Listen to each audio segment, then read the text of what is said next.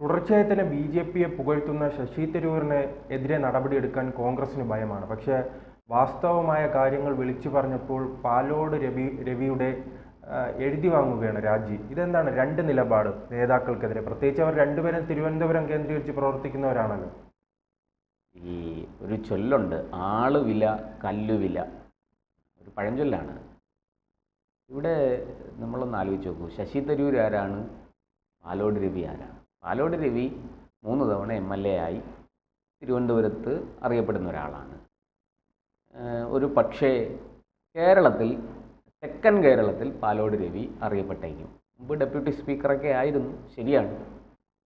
പക്ഷേ കേരളത്തിന് പുറത്ത്, അല്ലെങ്കിൽ തെക്കൻ കേരളത്തിന് പുറത്ത് പോലും അദ്ദേഹത്തിന് വലിയ ഒരു സ്വാധീനമോ അറിയപ്പെടുന്ന ആളോ ഒന്നുമല്ല.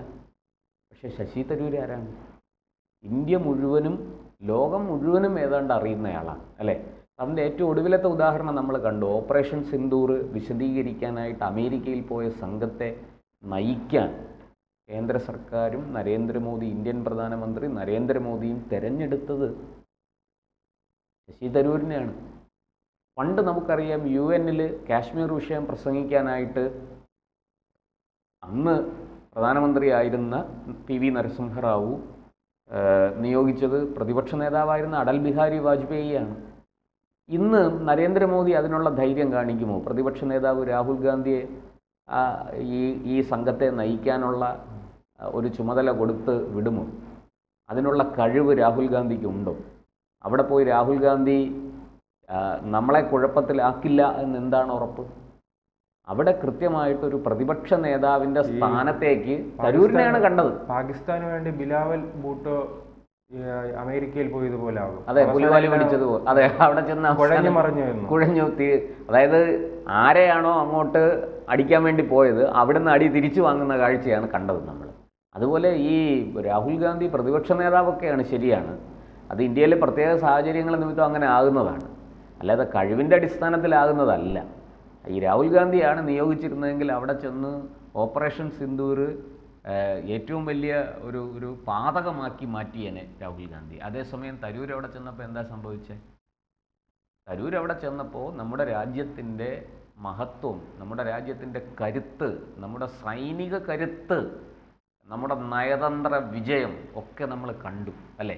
വളരെ കൃത്യമായിട്ട് തരൂർ എങ്ങനെയാണോ ഈ കാര്യങ്ങൾ ഓപ്പറേറ്റ് ചെയ്യേണ്ടത്, അത് അമേരിക്ക മാത്രമല്ല, തരൂർ പോയ സ്ഥലങ്ങളിലെല്ലാം നമുക്ക് അനുകൂലമായ ഒരു നിലപാടുണ്ടാക്കിയെടുത്തു. എന്തിന്? നമ്മുടെ മുസ്ലിം ലീഗിൽ നിന്ന് ET മുഹമ്മദ് ബഷീറും ഹൈദരാബാദിലെ MP അസാസുദ്ദീൻ ഒവൈസിയും ഒക്കെ വിവിധ സംഘങ്ങളിൽ പോയി, കനിമൊഴിയും ഉണ്ടായിരുന്നു. അവരൊക്കെ എങ്ങനെയാണ് ഇത് കൈകാര്യം ചെയ്തത്? അതും രാഹുലും തമ്മിലുള്ള ഈ ഒരു താരതമ്യം, അവരെയും രാഹുലിനെയും തമ്മിലുള്ള ഒരു താരതമ്യം തന്നെ ആത്മഹത്യാപരമല്ലേ? അവരുടെ എങ്ങും അടുത്ത് നിൽക്കാനുള്ള ഒരു കഴിവ് രാഹുലിനില്ലെന്ന് എല്ലാവർക്കും അറിയാം. അതുപോട്ടെ, നമ്മുടെ വിഷയം തരൂരാണ്. അങ്ങനെ തരൂര് ഒരു വിശ്വപൗരനെന്നും ആഗോള പൗരനെന്നും ഒക്കെ അറിയപ്പെടുന്ന തരൂരിനെയും പാലോട് രവിയെയും തമ്മിൽ താരതമ്യം ചെയ്യാൻ പറ്റില്ല. പാലോട് രവിക്ക് വയസ്സ് 76 അദ്ദേഹത്തെ കൊണ്ട് ഇനി പ്രയോജനമൊന്നുമില്ല. മാത്രമല്ല, അദ്ദേഹത്തിന് ആരോഗ്യ പ്രശ്നങ്ങൾ ധാരാളം ഉണ്ടെന്ന് പറയപ്പെടുന്നു. അപ്പോൾ ഇനി വേറെ നിവർത്തിയില്ല, അദ്ദേഹത്തിന് ഈ ഒരു വിഷയം ചൂണ്ടിക്കാണിച്ച് കോൺഗ്രസ് നേതൃത്വം ഇങ്ങനെ നോക്കിയിരിക്കുകയായിരുന്നു പാലോട് രവിയെ. പാലോട് രവിയെ കൊണ്ട് ഇനി പ്രത്യേകിച്ചൊന്നും നേടാനില്ല, പാലോട് രവിക്ക് ഇനി ഒന്നും സംഭാവന ചെയ്യാനില്ല പാർട്ടിയിലേക്ക്. അപ്പോൾ അദ്ദേഹത്തെ എവിടെയെങ്കിലും ഒതുക്കിയിരുത്തണം. തൽക്കാലം ഈ DCC പ്രസിഡൻ്റായിട്ടൊക്കെ വെച്ചു. പക്ഷേ DCC പ്രസിഡൻ്റായിട്ട് പാലോട് രവിയുടെ സംഭാവന, പ്രവർത്തന മികവ് എന്താണ്? ഇവിടെ ഒരു DCC പ്രസിഡന്റ് നിർവഹിക്കേണ്ട ചുമതല അദ്ദേഹം നിർവഹിച്ചിട്ടുണ്ട്. അതൊക്കെ ആ പാർട്ടിക്കാർ പറയേണ്ട കാര്യമാണ്. പക്ഷെ പാർട്ടി അതിൽ, KPCC നേതൃത്വം അതിൽ അസംതൃപ്തരാണെന്ന് വളരെ വ്യക്തമാണ്. ഇല്ലെങ്കിൽ പിന്നെ പാലോട് രവിയുടെ കയ്യിൽ നിന്ന് ഇങ്ങനെ എഴുതി വാങ്ങില്ലല്ലോ. എന്നാൽ അതേസമയം ശശി തരൂർ അങ്ങനെയല്ല. ശശി തരൂർ ഇപ്പോഴും ഒരു ക്രൗഡ് പുള്ളറാണ്. നമ്മളറിയാം, തെരഞ്ഞെടുപ്പ് പ്രചാരണ സമയത്ത് ശശി തരൂർ എവിടെയെങ്കിലും വന്നാൽ അവിടെ ജനം ഓടിക്കൂടുന്നു.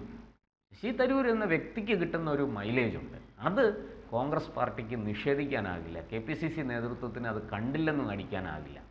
മാത്രമല്ല, പാലോട് രവി പോയാലും ഇനി എവിടം വരെ പോകാൻ? ഓന്ത് ചാടിയാൽ വേലിയോളം എന്നൊരു ചൊല്ലുണ്ട്, അല്ലേ? അതുപോലെയാണ് പാലോട് രവി കൂടി വന്ന CPM-ലോ BJP-യിലേക്കോ പോകും. അതുകൊണ്ട് ഒരു ചെറു ചലനം പോലും കോൺഗ്രസിൻ്റെ ഈ എന്താ പറയുക അടിത്തറയിൽ ഉണ്ടാക്കാൻ പറ്റില്ല. പക്ഷെ തരൂർ അങ്ങനെയല്ല. തരൂരിനെ എന്തുകൊണ്ട് തരൂർ ഈ മുഖത്ത് കാർക്കിച്ച് തുപ്പിയാൽ പോലും കോൺഗ്രസ്സുകാരത് സഹിക്കും, ഹൈക്കമാൻഡ് അത് സഹിക്കും, സോണിയ പരിവാർ അത് സഹിക്കും. കാരണം ശശി തരൂരിനെ ഇന്ന് കോൺഗ്രസിൽ നിന്ന് പുറത്താക്കി എന്ന് പറയണ്ട, പുറത്താക്കും എന്ന് പറഞ്ഞാൽ മതി. അടുത്ത നിമിഷം അദ്ദേഹത്തിന് BJP-യിൽ, കേന്ദ്ര സർക്കാരിൽ ഒക്കെ ഒരു ഉയർന്ന പദവിയാണ് ഇരിക്കുന്നത്. ഇവരെങ്ങനെയെങ്കിലും ഒന്ന് പുറത്താക്കണേ എന്ന് പ്രാർത്ഥിച്ചിരിക്കുകയാണ് ശശി തരൂർ എന്ന് പൊതുവെ ആൾക്കാരൊക്കെ പറയുന്നുണ്ട്. അങ്ങനെ ഒരു വിലയിരുത്തൽ രാഷ്ട്രീയ നിരീക്ഷകരുടെ ഇടയിലുണ്ട്, മുതിർന്ന മാധ്യമ പ്രവർത്തകരുടെ ഇടയിലുണ്ട്. അവരൊക്കെ അത് ശരിവയ്ക്കുന്നുണ്ട്. എങ്ങനെയെങ്കിലും ഈ കോൺഗ്രസ് എന്നെ ഒന്ന് പുറത്താക്കി തന്നാൽ മതി എന്ന പ്രാർത്ഥനയിലാണ് തരൂർ. അതിന് അദ്ദേഹം കളമൊരുക്കുന്നുണ്ടെന്നും അങ്ങനെ ഒരു വിശകലനമുണ്ട്. ഇപ്പോൾ ഇന്ദിരാഗാന്ധിയെ എതിർത്ത് ലേഖനം എഴുതുക, സഞ്ജയ് ഗാന്ധിയെ കുറ്റപ്പെടുത്തുക, കോൺഗ്രസിൻ്റെ നയങ്ങളെ വിമർശിക്കുക, അതുപോലെ അടിയന്തരാവസ്ഥക്കാലത്തെ ക്രൂരതകൾ വിവരിക്കുക, അങ്ങനെ ലേഖനങ്ങൾ എഴുതുക, പ്രസംഗങ്ങൾ നടത്തുക, ഇതൊക്കെ ശശി തരൂരിനെ സംബന്ധിച്ചിടത്തോളം പാർട്ടിയിൽ നിന്ന് എങ്ങനെയെങ്കിലും തരൂരിനെ പുറത്താക്കാൻ വേണ്ടി തരൂർ തന്നെ ഉണ്ടാക്കുന്ന ഒരു അന്തരീക്ഷമാണ് എന്ന് മാധ്യമപ്രവർത്തകരും രാഷ്ട്രീയ നിരീക്ഷകരും ഒക്കെ വിലയിരുത്തുന്നുണ്ട്. അതെന്തു തന്നെ ആയാലും തരൂരിനെ അങ്ങനെ അങ്ങ് കൈവിടാൻ കോൺഗ്രസ്സിന് പറ്റില്ല. കൈവിട്ടാൽ അത് കോൺഗ്രസ്സിന് അറിയാം. പിന്നെ കോൺഗ്രസ്സിൽ നിന്നൊരു ഒഴുക്ക് തരൂരിലൂടെ BJP-യിലേക്ക് സംഭവിക്കും എന്നും കോൺഗ്രസ് ഭയപ്പെടുന്നു. അല്ല, പാലോട് രവി പാർട്ടിക്ക് വേണ്ടിയല്ലേ സംസാരിച്ചത്? അദ്ദേഹം അതിൻ്റെ പൂർണ്ണമായ ഓഡിയോ പരിശോധിക്കുമ്പോൾ നമുക്ക് കൃത്യമായി മനസ്സിലാക്കും. അദ്ദേഹം പറയുകയാണ്, ഈ പ്രവർത്തകരും നേതാക്കളും ജനങ്ങൾക്കിടയിൽ ഇറങ്ങി പ്രവർത്തിച്ചാൽ മാത്രമേ കേരളത്തിൽ കോൺഗ്രസിന് നിലനിൽപ്പുള്ളൂ, അല്ലെങ്കിൽ അവിടത്തേക്ക് BJP വളർന്നു കയറുമെന്ന് അദ്ദേഹം ഒരു മുന്നറിയിപ്പ് നൽകുന്നതല്ലേ. മറിച്ച് ശശി തരൂരിനെ സംബന്ധിച്ചിടത്തോളം അദ്ദേഹം തുടർച്ചയായി തന്നെ മോദി സ്തുതിയാണ്. അതോടൊപ്പം തന്നെ രാഹുൽ ഗാന്ധി എന്ത് പറയുമോ അതിനെതിരായി പറയുകയാണ്. രണ്ടും തമ്മിൽ താരതമ്യം ചെയ്യുമ്പോൾ വലിയ വ്യത്യാസമുണ്ടല്ലോ. വലിയ വ്യത്യാസമുണ്ട്. പാലോട് രവി ചൂണ്ടിക്കാണിച്ചത് പാർട്ടിക്കുള്ളിലെ അടിസ്ഥാന പ്രശ്നങ്ങളാണ്. പക്ഷേ ഒരു കാര്യം മനസ്സിലാക്കും, ഇന്ന് ഏത് രാഷ്ട്രീയ പാർട്ടിയാണ് ജനങ്ങളുടെ ഇടയിൽ അടിത്തട്ടിൽ പ്രവർത്തിക്കുന്നത്? എല്ലാവരും സോഷ്യൽ മീഡിയയിലൂടെ ഇരുന്ന് തള്ളുകയല്ലേ ചെയ്യുന്നത്. എന്തെങ്കിലുമൊക്കെ ഒരു പക്ഷേ കോൺഗ്രസിനേക്കാൾ മികച്ച പ്രവർത്തനം BJP-യും CPM-ഉം നടത്തുന്നുണ്ടാകാം. പക്ഷെ അടിസ്ഥാനപരമായിട്ട് ഇവരെല്ലാവരും ചെയ്യുന്നത് ഇതൊക്കെ തന്നെയാണ്. ഏറ്റക്കുറച്ചിലുകൾ ഉണ്ടെന്നേ ഉള്ളൂ. അതിരിക്കട്ടെ. പക്ഷേ പാലോട് രവി ചൂണ്ടിക്കാണിച്ച കാര്യങ്ങൾ വളരെ പ്രസക്തമാണ്. അതിനെക്കുറിച്ച് പാർട്ടിയാണ് ചിന്തിക്കേണ്ടത്. അവരുടെ രാഷ്ട്രീയ എതിരാളികളോ മാധ്യമപ്രവർത്തകരോ അത് ചിന്തിച്ചിട്ട് കാര്യമുണ്ടോ? പാലോട് രവി ചൂണ്ടിക്കാണിച്ച അടിസ്ഥാന പ്രശ്നങ്ങൾ, പാർട്ടിക്കുള്ളിലെ ചേരിപ്പോര്, താഴെത്തട്ടിലുള്ള പ്രവർത്തനക്ഷമതയിൽ വന്നിരിക്കുന്ന വീഴ്ചകൾ ഒക്കെ ശരിയാണ്. അതിനെ നിഷേധിക്കാൻ ആർക്കും പറ്റത്തില്ല. കോൺഗ്രസ് എന്തുകൊണ്ട് കഴിഞ്ഞ 10 വർഷമായിട്ട് കേരളത്തിൽ UDF പ്രതിപക്ഷത്തിരിക്കുന്നു, അധികാരത്തിന് പുറത്താണെന്ന് ചോദിച്ചാൽ പാലോട് രവി ചൂണ്ടിക്കാണിച്ച കാര്യങ്ങൾക്കെല്ലാം അവിടെ പ്രസക്തിയുണ്ട്. ഇതൊക്കെ തന്നെയാണ് കാരണം. ശശി തരൂർ വളരെ കൃത്യമുണ്ട്. ശശി തരൂരിൻ്റെയും പാലോട് രവിയുടെയും ഇൻറ്റൻഷൻ എല്ലാവർക്കും മനസ്സിലായി, എല്ലാവർക്കും അറിയാം. തരൂരിന് എങ്ങോട്ടാണ് നിൻ്റെ ചാട്ടം എന്ന് മനസ്സിലായി എന്ന് പറയുന്നത് പോലെയാണ്. തരൂർ വളരെ കൃത്യമായിട്ട് കോൺഗ്രസിനെ എന്നുള്ളതല്ല, ഹൈക്കമാൻഡിനെ പ്രതിസന്ധിയിലാക്കുകയാണ്. തരൂരിനെ സംബന്ധിച്ച് ഒന്നുകിൽ ഈ സോണിയ പരിവാറിനെ ഒഴിപ്പിച്ച് ഹൈക്കമാൻഡിൻ്റെ കോൺഗ്രസിൻ്റെ അധികാരം പിടിച്ചെടുക്കണം. അങ്ങനെ കോൺഗ്രസിനകത്തൊരു വലിയ ശക്തിയായി മാറി കോൺഗ്രസിനെ, അങ്ങനെ തരൂരാണ് മുന്നോട്ട് വരുന്നതെങ്കിൽ ഒരുപക്ഷെ കോൺഗ്രസിനും അതുകൊണ്ട് നേട്ടം ഉണ്ടാവും, മെച്ചം ഉണ്ടാവും. ഒരു പ്രതിപക്ഷ പാർട്ടി എന്നുള്ള നിലയ്ക്ക് തീർച്ചയായിട്ടും ഈ രാഹുൽ ഗാന്ധിയുടെ സ്ഥാനത്ത് തരൂരാണ് ഇരുന്നിരുന്നെങ്കിൽ കേന്ദ്ര സർക്കാർ വെള്ളം കുടിച്ചേനെ പല കാര്യങ്ങളിലും. എന്നാൽ തരൂരിന് അതിനുള്ള കഴിവും പ്രാപ്തിയുമുണ്ട്, അറിവുണ്ട്. രാഹുൽ ഗാന്ധിക്കോ? രാഹുൽ ഗാന്ധിയുടെ പ്രസംഗങ്ങളൊക്കെ കേട്ടാൽ നമുക്ക് മനസ്സിലാവും രാഹുൽ ഗാന്ധിക്ക് ഈ കാര്യത്തിലൊക്കെ എത്ര മെറിറ്റ് അവകാശപ്പെടാൻ കഴിയും എന്നുള്ളത്. തരൂർ അങ്ങനെയല്ല. തരൂരിനെ അവിടെ ഇരുത്തിയാൽ തീർച്ചയായിട്ടും BJP-യെ വെള്ളം കുടിപ്പിക്കും തരൂർ, അതിലൊരു സംശയമില്ല. അപ്പോൾ അങ്ങനെ ഹൈക്കമാൻഡിൻ്റെ ആ പവർ പിടിച്ചെടുക്കാൻ തരൂർ ശ്രമിക്കുന്നുണ്ട്. അത് നടക്കാതെ വന്നു. അതിനി എളുപ്പമല്ല എന്ന് മനസ്സിലായതുകൊണ്ടാണ് തരൂർ അവരെ പ്രതിസന്ധിയിലാക്കുന്നത്. പിന്നെ തരൂരിനും പറഞ്ഞതുപോലെ കഴിഞ്ഞ 3 ടേം കഴിഞ്ഞത് 4ാമത്തെ ടേമാണ്. 16ാമത്തെ വർഷമാണ് അദ്ദേഹം MP ആയിട്ടിരിക്കുന്നത്. അതിൽ പിന്നെ ഒരു ടേം മാത്രമാണ് അധികാരത്തിൻ്റെ ഭാഗത്ത് അദ്ദേഹം ഉണ്ടായിരുന്നത്. അത് കഴിഞ്ഞ് 2 തവണ അദ്ദേഹം പ്രതിപക്ഷ ബെഞ്ചിലാണ് ഇരിക്കുന്നത്. ആ പ്രതിപക്ഷ ബെഞ്ചിൽ ഇരുന്നിട്ട് പ്രത്യേകിച്ച് നേട്ടമൊന്നുമില്ല. തരൂരിന് പണമൊന്നും വേണ്ട, അഴിമതിയൊന്നും നടത്തി പണം ഉണ്ടാക്കാനല്ല തരൂർ ആ സ്ഥാനം ആഗ്രഹിക്കുന്നത്. ഇനി അദ്ദേഹത്തിൻ്റെ ശിഷ്ടകാലം ഇങ്ങനെ എന്താ പറയുക, ഒരു പേരും പെരുമയൊക്കെ ഉണ്ടാക്കിയെടുക്കണം, പ്രസിദ്ധി ആഗ്രഹിക്കുന്നു.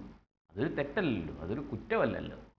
അപ്പോൾ അതിന് അദ്ദേഹം അതിൻ്റേതായ വഴികൾ നോക്കുന്നു. അതാണ് തരൂരും പാലോട് രവിയും തമ്മിലുള്ള വ്യത്യാസം. തരൂർ തൻ്റെ കഴിവുകൾ പ്രകടിപ്പിക്കാനും അതിലൂടെ സമൂഹത്തിൻ്റെ കയ്യടി വാങ്ങാനും ഒക്കെ തരൂരിന് ആഗ്രഹമുണ്ട്. തരൂർ അതിനുവേണ്ടി പ്രവർത്തിക്കുന്നു. പാലോട് രവി ഈ പാർട്ടിക്കുള്ളിലെ ജീർണതയും പ്രശ്നങ്ങളും ഒക്കെ ചൂണ്ടിക്കാണിച്ചു. പാലോട് രവിയെ സംബന്ധിച്ചിടത്തോളം ഇനിയൊരു അംഗത്തിന് ബാല്യം അദ്ദേഹത്തിനില്ല. അപ്പോൾ ഈ പ്രശ്നങ്ങൾ, നിലനിൽക്കുന്ന പ്രശ്നങ്ങൾ ചൂണ്ടിക്കാണിക്കുകയും അതിലൂടെ ഒരു തിരുത്തൽ വരുത്താൻ അദ്ദേഹം ശ്രമിക്കുകയും ചെയ്യുന്നു. ഇതാണ് അതിൻ്റെ സത്യാവസ്ഥ. പക്ഷെ അത് എങ്ങനെയോ ചോർന്ന് പുറത്തു വന്നു. അപ്പോൾ നിക്കക്കള്ളിയില്ലാതെ പാർട്ടി അദ്ദേഹത്തിൻ്റെ രാജി എഴുതി വാങ്ങിച്ചു. DCC പ്രസിഡന്റ് സ്ഥാനത്ത് നിന്ന് അദ്ദേഹത്തെ മാറ്റി. ഇതാണ് കോൺഗ്രസ്സിൽ ഇപ്പോൾ നടന്നുകൊണ്ടിരിക്കുന്നത്. എന്തായാലും ഈ പാലോട് രവി പ്രശ്നം ഇവിടം കൊണ്ട് അവസാനിക്കും എന്ന് ഞാൻ കരുതുന്നില്ല. അത് തിരുവനന്തപുരത്ത് പണ്ടേ കോൺഗ്രസ് ദുർബലയാണ്. വളരെ മോശപ്പെട്ട ഒരു ആരോഗ്യാവസ്ഥയിലാണ് തിരുവനന്തപുരത്തെ കോൺഗ്രസ് മുന്നോട്ട് പോയിക്കൊണ്ടിരിക്കുന്നത്. ഏതാണ്ട് നിലം പരിശായി. അവിടെ നിന്നൊരു ഉയർത്തെഴുന്നേൽപ്പ് എളുപ്പത്തിൽ സാധ്യമല്ല.